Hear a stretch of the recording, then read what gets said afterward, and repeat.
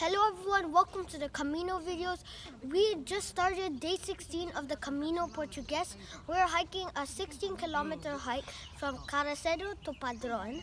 And right behind me is the Church of Santa Maria. And it has a beautiful bell tower, as you can see over there.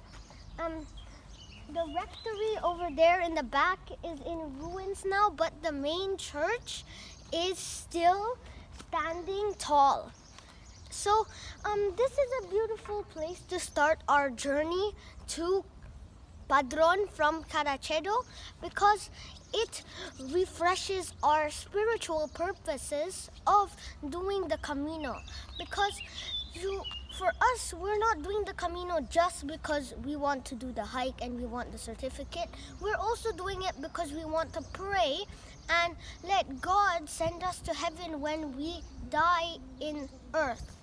So when we start out in a church like this, it makes us remember how that we're not just doing this for the sake of hiking. Thank you for watching and see you in my next destination.